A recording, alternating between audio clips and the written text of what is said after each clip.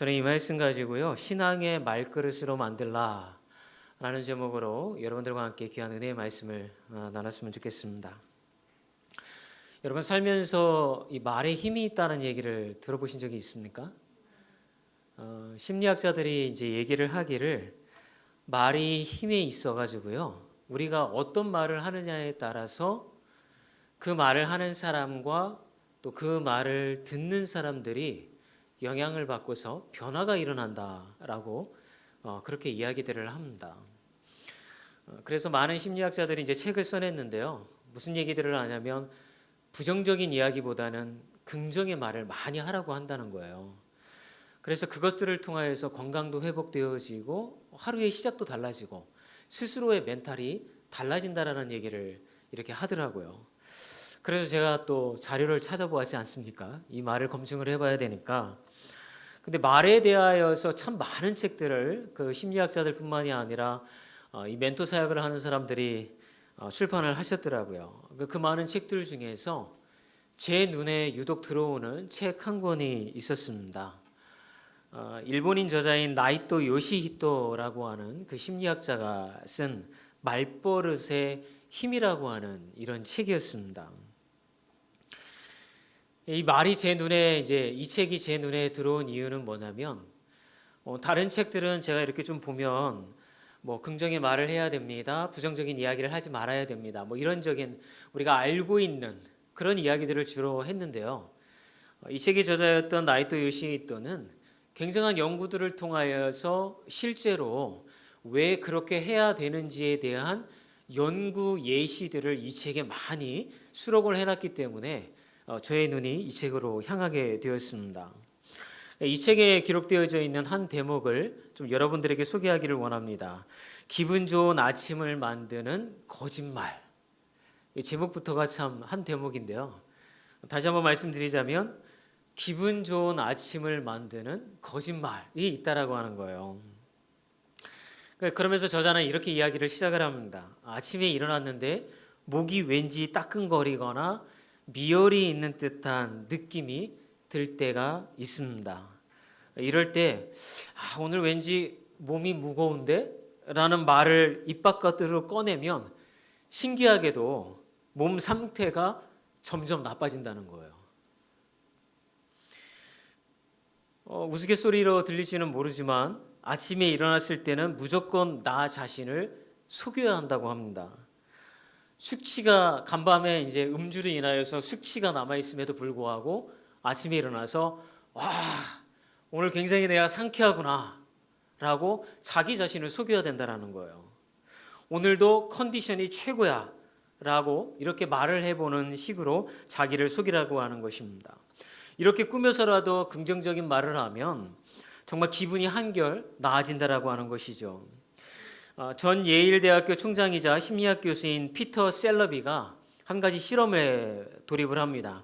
감기나 독감 증상을 보이는 사람들을 모집을 해서 몇 개의 그룹으로 나뉘었다라고 그래요. 그래서 첫 번째 그룹에게 최대한 행복한 일만 떠올리도록 그렇게 지시를 했다고 합니다. 그러자 이 그룹에서 감기에 따른 몸의 통증이 가라앉는 결과가 나왔다고 그래요. 게다가 얼마나 있어야 몸이 회복될 것 같습니까? 라고 하는 질문에 곧 좋아질 것 같습니다 라고 답한 비율이 높았다라고 하는 것입니다. 그러면서 이런 실험을 통해서 무슨 얘기를 하냐면, 긍정적인 사고방식이 감기로 인한 또 독감으로 인한 통증을 완화시켜주고 또 그 물리치기도 한다는 사실을 연구를 통해서 증명을 했다라고 하는 것입니다. 그래서 이 셀러비 교수는 또 연구의 그런 정확성을 높이기 위해서 반대의 경우도 실험을 했다라고 그래요. 감기나 독감으로 고생하는 또 다른 그룹에다가는 뭐라고 얘기를 하냐면 슬픈 일을 계속 생각하도록, 자신들의 삶 가운데 비참하고 슬픈 일들을 계속 생각하도록 했다고 지시했다고 합니다. 그 결과 그 그룹은 몸의 통증이 악화되는 모습을 보였고 증상 회복에 대한 전망 역시 비관적인 경우가 많았다. 이런 결과 예시가 이 책에 기록이 되어져 있다고 합니다. 그러므로 아침에 일어났을 때 여러분 컨디션이 별로 좋지 않다고 한다면 그런 날일수록 더욱 신경 써서 행복한 일만 떠올리는 습관을 들이다고 이 책의 저자는 이야기를 한다라고 하는 것입니다. 어떻게 하냐면, 야, 오늘은 멋진 사람들을 만나게 될 거야. 스스로 이야기를 하라는 거죠. 야, 오늘은 왠지 아침에 일어났을 때 즐거운 일이 일어날 것만 같은데, 이런 얘기를 하라는 거예요. 그러면서 제가 이 책을 읽으면 이렇게 보면서 제 20대 때의 모습이 떠올랐어요. 제가 20대 때 이 긍정의 말이라고 하는 책이 굉장히 히트를 쳤었어요. 그래서 제가 이제 20대 때 한 가지 습관을 들이려고 했던 게 뭐냐면, 아침에 일어나서 학교 가기 전에 이제 양치질을 하잖아요. 그러면 제가 거울에 비친 저의 모습을 바라보면서 이를 닦으면서, 야, 오늘도 굉장히 좋은 일이 일어날 거야. 동현아, 오늘도 행복한 일이 일어날 거야. 야, 너 참 잘생겼다. 멋지다.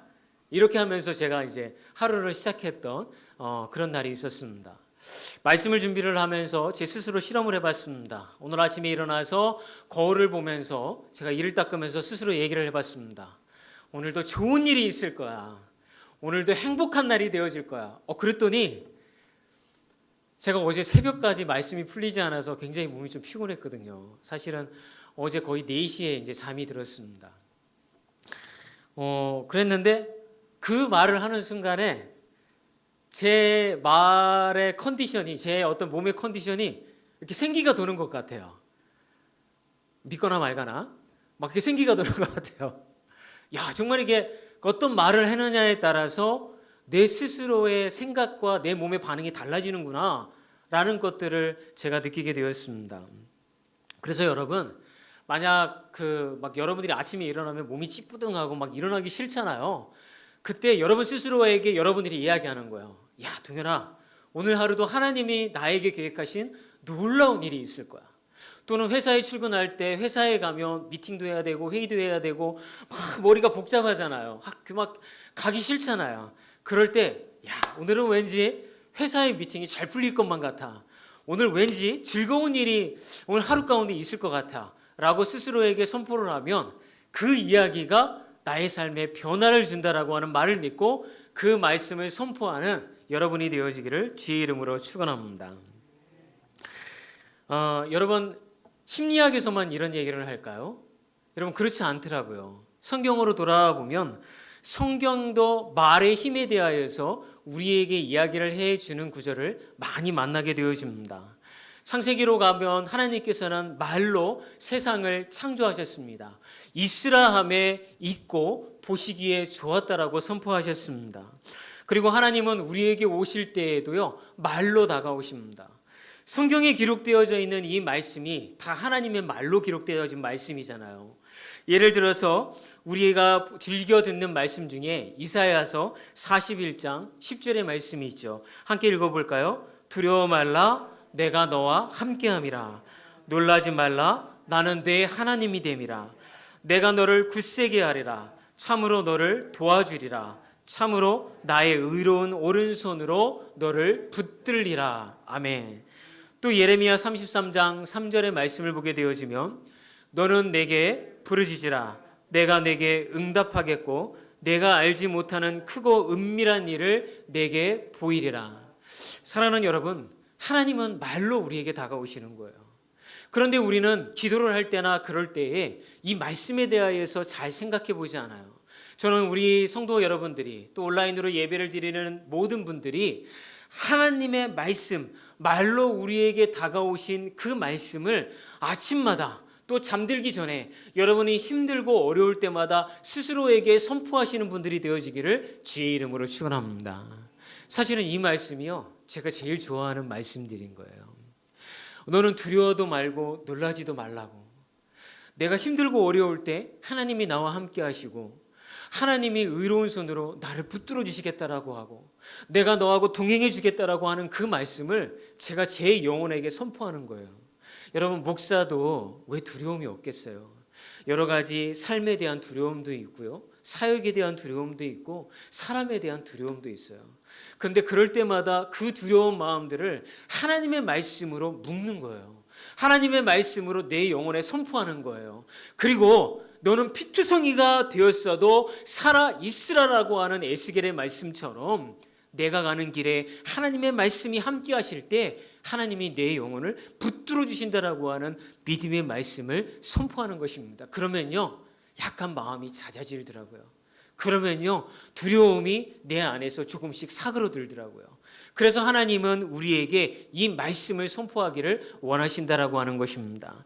바라기는 여러분, 하나님께서 여러분들을 향한 크고 은밀하고 비밀한 일들이 있습니다. 그래서 하나님이 여러분들에게 주신 그 말을 여러분 스스로에게 선포하는 분들이 되어지기를 주의 이름으로 축원합니다.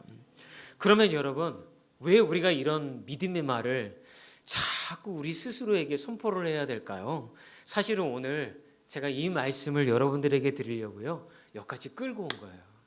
왜 그러냐면 나의 말이 하나님의 귀에 들린 대로 하나님이 나에게 행하시기 때문인 거예요. 다시 한번 말씀드릴까요? 같이 읽어볼까요? 나의 말이 하나님의 귀에 들린 대로 하나님이 나에게 행하시기 때문입니다. 이거 제가 한 말이 아니에요. 오늘 본문 말씀 28절을 다시 한번 읽어볼까요? 그들에게 이르시기를 여호와의 말씀에 내 삶을 두고 맹세하노라. 여기부터가 중요합니다. 너의 말이 내 귀에 들린 대로 내가 너희에게 행하리니. 여러분, 이스라엘 백성들이 애굽에서 나온 지 한 2년쯤 되었을까요? 그 다음에 이 백성들이요, 가데스 바네아에 도착을 하게 되어집니다. 아직 이제 광야에서 40년 보내기 전이에요. 한 2년 반 걸려서 드디어 가나안 땅이 보이는 땅에 도착을 했습니다. 여러분들이 아시는 것처럼 12명이 정탐꾼을 뽑죠. 그 중에 2명이 여러분이 아시는 것처럼 여호수아와 갈렙이었고, 나머지 10명이 동행을 해서 가나안 땅을 돌아보고 돌아옵니다. 그런데 갔다 와서 이 12명의 정탐꾼들을 이야기를 들어봤더니 두 그룹으로 딱 나뉘어집니다. 여호수아와 갈렙은 그 땅을 하나님이 우리에게 주셨다, 그러니까 우리가 능히 정복할 수 있다라고 하는 긍정의 말을 합니다. 그런데 10명의 정탐꾼들은 거기에 사는 족속들은 안악자손들이요, 거대한 거인들 같아서 우리는 그들 앞에 서면 메뚜기와 같은 족속이라 우리는 능히 그 땅을 정복하지 못합니다, 포기합시다, 이런 부정적인 이야기를 합니다. 우리가 다시 한번 말씀으로 돌아가서 이 정탐꾼들이 한 이야기를 점검해 보자면 여호수아와 갈렙의 말입니다. 함께 읽어볼까요? 우리가 곧 올라가서 그 땅을 취하자, 능히 이기리라. 또 그 땅 백성을 두려워하지 말라. 그들은 우리의 먹이라. 그들의 보호자는 그들에게서 떠났고 여호와는 우리와 함께 하시느니라. 그들을 두려워 말라. 여러분, 여호수아와 갈렙은요, 똑같이 현실을 보았지만요, 하나님이 그들에게 주신 믿음의 말을 선포한 거예요. 그런데 10명의 정탐꾼들은 어떤 말을 했을까요? 함께 읽어볼까요? 우리는 능히 올라가서 그 백성을 치지 못하리라. 그들은 우리보다 강하니라 하고 우리는 스스로 보기에도 메뚜기 같으니 그들이 보기에도 그와 같았을 것이라. 여러분, 10명의 정탐꾼들이 거짓말한 걸까요? 아니에요. 이 10명의 정탐꾼들도요, 가나안 땅에 있는 현실을 그대로 보고한 거예요. 그럼에도 불구하고 10명의 정탐꾼들에게 있는 문제는 무엇일까요? 하나님이 주신 믿음의 말로 선포하지 못하고 육신의 말로 그들은 선포하였다라고 하는 것입니다. 자, 그러면 이 12명의 정탐꾼의 이야기를 듣고 백성들은 어떤 말을 했을까요? 민수기 14장 1절에서 3절 말씀을 우리 함께 좀 보도록 하겠습니다. 함께 읽어볼까요? 온 회중이 소리를 높여 부르짖으며 백성이 밤새도록 통곡하였더라. 이스라엘 자손이 다 모세와 아론을 원망하여 온 회중이 그들에게 이르되 우리가 애굽 땅에서 죽었거나 이 광야에서 죽었으면 좋았을 것을 어찌하여 여호와가 우리를 그 땅으로 인도하여 칼에 쓰러지게 하려 하는가? 우리 처자가 사로잡히리니 애굽으로 돌아가는 것이 낫지 아니하니라. 2명은 긍정적인 얘기를 하고 10명은 현실에 기초하여서 부정적인 얘기를 하였더니 이 부정적인 이야기를 들었던 이스라엘 백성들은 뭐라고 하냐면 우리가 차라리 애굽으로 돌아가자, 아니면 이 광야 땅에서 죽는 게 낫겠다, 이런 얘기를 했다라고 하는 거예요. 자, 그러면 우리가 한 가지 이 말씀을 들으면서 의문이 드는 게 있어요. 어떤 사람들은 긍정의 이야기를 했고 어떤 사람들은 부정적인 이야기를 했는데 왜 이스라엘 백성들은 부정적인 이야기를 한 사람들의 말에 반응을 했냐라고 하는 거예요. 왜 여호수아와 갈렙이 한 긍정의 말에 반응을 했더라고 하면 더 좋았을 것을 부정적인 이야기를 한 사람들의 이야기에 그들이 반응했냐란 말이에요. 그것은 이스라엘 백성들의 마음에 하나님이 없었기 때문이라고 오늘 말씀은 우리에게 이야기를 해주고 있는 것입니다. 사랑하는 여러분, 여호수아와 갈렙과 나머지 10명의 정탐꾼들은 똑같이 현실을 보았어요. 그러나 여호수아와 갈렙은요, 그 땅에 함께하는 하나님을 보았고 10명의 정탐꾼은 그 땅에 거주하는 안옥 자손만 본 거예요. 우리의 인생도 마찬가지인 거예요, 여러분. 여러분의 삶에 어려움이 찾아오고 힘든 일이 왔을 때 어떤 사람들은 그 어려운 길을 내가 걸어갈 때 나와 동행하시는 하나님을 바라보는 사람이 있는가 반면에 내가 그 길을 걸어갈 때에 안악자손과 같이 거대한 문제만 바라보는 사람들이 있다라고 하는 것입니다. 여러분, 하나님의 말씀이 왜 우리에게 중요합니까? 하나님이 선포하신 그 말을 왜 우리도 선포해야 합니까? 그 현실을 바라보지만 믿음의 눈을 들어서 하나님을 바라보아야 하기 때문에 우리의 말이 아니라 하나님의 말을 선포하는 분들이 되시기를 주의 이름으로 축원합니다. 자, 이렇게 그런 부정적인 이야기를 했을 때에 이 말의 결과는 어떤 결과를 낳았을까요? 민수기 14장 26절에서 29절을 가면 이런 결과들을 나타나게 되어집니다. 함께 읽어볼까요? 여호와께서 모세와 아론에게 말씀해 이르시되 나를 원망하는 이 악한 회중에게 내가 어느 때까지 참으랴? 이스라엘 자손이 나를 향하여 원망하는 바 그 원망하는 말을 내가 들었노라. 그들에게 이르기를 여호와의 말씀에 내 삶을 두고 맹세하노라. 너의 말이 내 귀에 들린 대로 내가 너희에게 행하리니 너의 시체가 이 광야에서 엎드러질 것이라. 여러분, 실제로 이스라엘 백성들이 그들의 이야기를 한 대로 우리 광야에서 다 죽는 게 나아, 가나안 땅에 들어가는 것보다 차라리 광야에서 죽는 게 나아, 이렇게 입 바깥으로 부정적인 이야기를 하니까 하나님께서 뭐라고 말씀하셨어요? 너희들이 내게 한 그대로 너희들을 다 광야에서 죽게 하리라.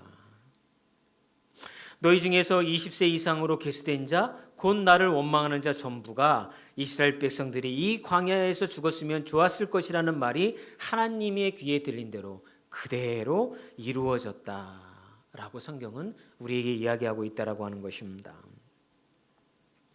여러분, 이스라엘 백성들이 그렇게 죽고 싶었을까요, 정말?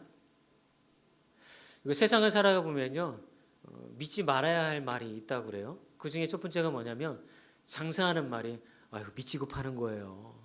두 번째 말이 뭐예요? 늙으면 죽어야 돼. 여러분, 어르신들이 정말 죽고 싶어서 그런 얘기 할까요? 아니잖아요. 삶에 대한 애착이 더 강하기 때문에 그렇게 얘기하는 거예요. 이스라엘 백성들이 지금 우리가 광야에서 죽는 게 더 낫지 않겠어? 이런 얘기를 한 건 뭐예요? 삶에 대한 애착이 더 강하기 때문에 그런 거예요. 그럼에도 불구하고 그들은 그 삶에 대한 애착을 무슨 말로 표현했어요? 우리가 광야에서 죽는 게 더 낫지, 가나안 땅에 들어가서 거기서 어떻게 이겨? 라고 하는 부정적인 말을 언급함으로 인하여서 하나님은 그들이 이야기한 대로 그대로 그들을 광야에서 죽게 내버려 두셨다라고 오늘 본문은 우리에게 이야기를 해주고 있다라고 하는 것입니다. 자, 그러면 여러분, 여호수아와 갈렙은 긍정적인 얘기를 했잖아요.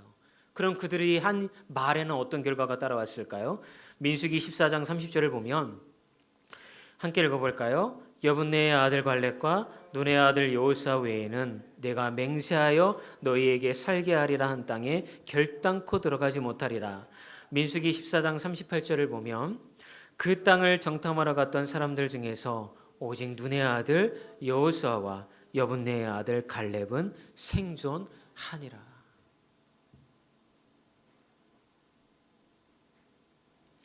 다 죽는다고 한 사람들은 광야에서 다 죽었어요.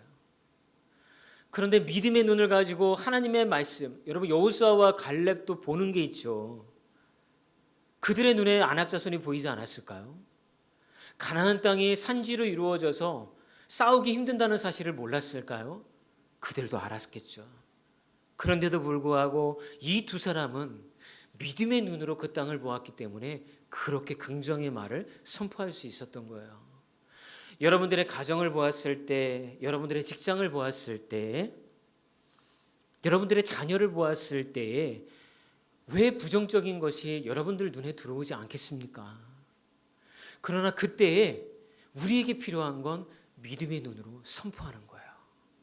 여러분, 우리 자녀들에게 우리 이런 얘기하지 않습니까? 사실은 제가 그런 얘기합니다. 아유, 야, 걱정하지 마. 엄마 아빠가 머리가 나쁜데 네가 공부를 잘하겠니? 괜찮아. 엄마 아빠 닮았으면 너도 뭐 공부 못하는 거 당연한 거야. 그냥 최선을 다해. 뭐 이런 얘기를 합니다. 또 어떤 얘기를 합니까?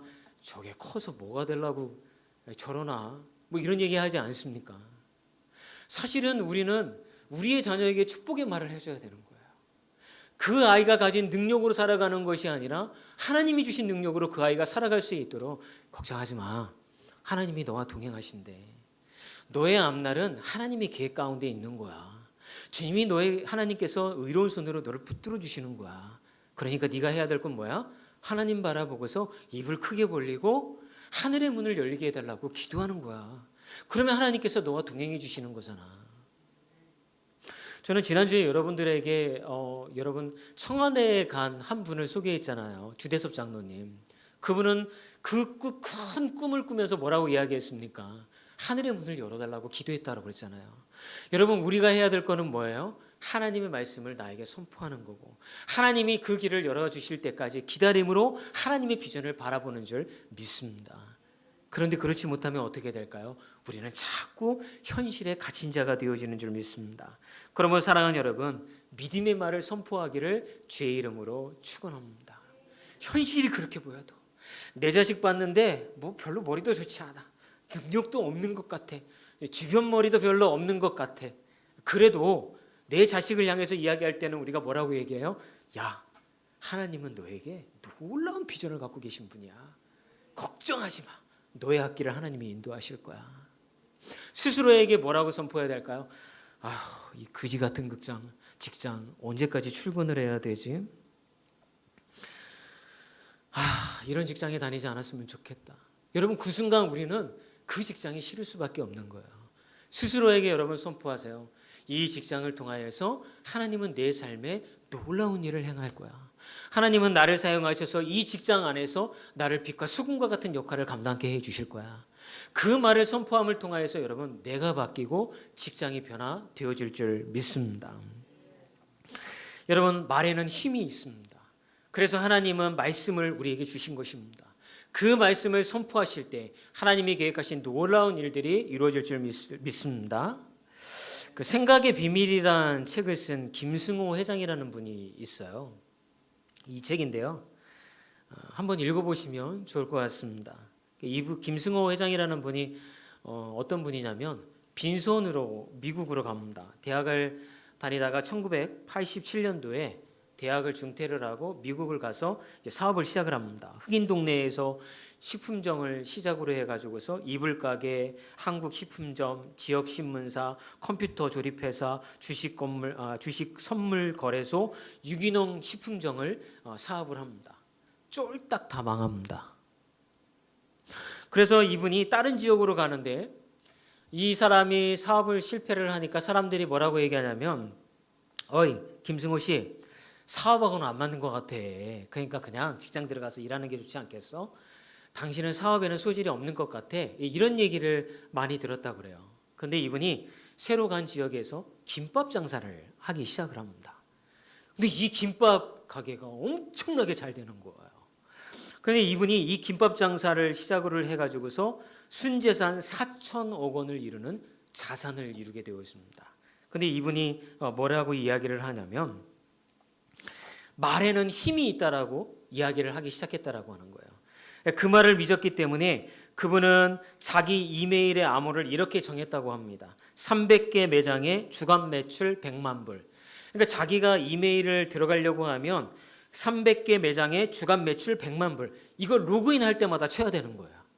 근데 왜 그렇게 했습니까? 라고 기자들이 질문을 하니까 말에는 힘이 있습니다. 그래서 이 말을 제가 잊어버리지 않기 위하여서 매일 메일을 확인하기 위해서 들어갈 때마다 이걸 친다라고 하는 거예요. 그걸 치면서 스스로에게 이야기한다라는 거죠. 300개 매장에 주간 매출 100만 불. 그래. 이 말에는 힘이 있는 거야. 이대로 될 줄 믿습니다라고 그는 말로 선포하며 나아갔다라고 하는 것이죠. 그래서 그는 이와 같은 것을 자신의 삶에 실행하기 위해서 다음과 같이 행동을 했다라고 그래요. 화면을 한번 띄워보면 이렇게 이제 말씀을 이 액자나 이런 데에 넣어가지고 자기 사무실에다가 이렇게 딱 걸어놓는다고 합니다. 밑에 글자가 보이시는지 모르겠습니다. 이런 글이 적혀 있다고 그래요. 나는 말의 힘을 믿는 사람이다. 한번 말을 하고 나면 잊기 전까지 그 힘이 사라지지 않음을 믿는다. 그리고 그 말에 힘을 부여하고 계속해서 그 힘이 사라지지 않게 하기 위해 액자에 써서 걸어놓거나 그에 알맞은 이미지를 만들어 포스터로 제작하여 걸어 놓는다. 제가 이걸 딱 보면서 이런 생각이 들었어요. 우리 집집마다 가면 여러분 액자에다가 말씀 구절을 다 적어 놓잖아요. 뭐 시편 말씀을 적혀 놓기도 하고 또 너는 복의 근원이 되리라 라는 말씀을 적어 놓기도 하잖아요. 그런데 여러분 그 말씀 집에 들어갈 때마다 이렇게 한 번씩 외칩니까? 너는 복의 근원이 될지어다. 아니면 화장실에다가 하나님이 나와 동행하실 것이다. 뭐 그런 말씀 여러분 외칩니까? 안 하잖아요. 그래서 제가 회개했어요. 우리의 눈에 있는 곳에 하나님의 말씀을 붙여놔야 되겠구나. 그리고 그 말씀을 선포해야겠구나. 그러면 하나님이 우리에게 복 주시는 하나님, 나의 삶을 인도해 가시는 하나님, 그 말이 나에게 영향을 미치는구나. 이렇게 선포하시는 분들이 되어지기를 주의 이름으로 축원합니다. 히브리서 11장 1절의 말씀을 보게 되면 믿음은 바라는 것들의 실상이요 보이지 않는 것들의 증거라고 말씀하고 있습니다. 사랑하는 여러분, 저는 우리 하늘기린교회 성도 모든 분들이 이 보이지 않는 실상, 즉 본에 보이지 않아도 하나님의 말씀을 선포하면서 원대한 꿈을 갖기를 주의 이름으로 축원합니다. 오늘 우리 조카들도 여기 와서 앉아 있고 저희 자녀들도 앉아 있고 또 우리 청년들도 앉아 있습니다. 저는 여러분들이 여러분들 손에 있는 것만 바르며 가진 것을 바라보면서 나한테는 이거 능력밖에 없으니까 나는 이렇게 될 수밖에 없어라고 이야기하는 것이 아니라 하나님이 부어주실 꿈을 향하여서 원대한 꿈을 갖고 스스로에게 선포하는 분들이 되셨으면 좋겠습니다. 사랑하는 여러분, 여러분의 가정이 회복되어지기를 원합니까? 여러분의 관계가 회복되어지기를 원합니까? 여러분의 직장이 회복되어지기를 원합니까? 그러면 우리가 첫 번째 해야 할 일이 있습니다. 그게 뭡니까? 하나님의 말씀을 내 스스로 선포하는 것입니다. 그러면 하나님이 변화를 일으키고 그것들을 통하여서 하나님이 원대한 그러한 선물을 우리에게 주실 줄 믿습니다.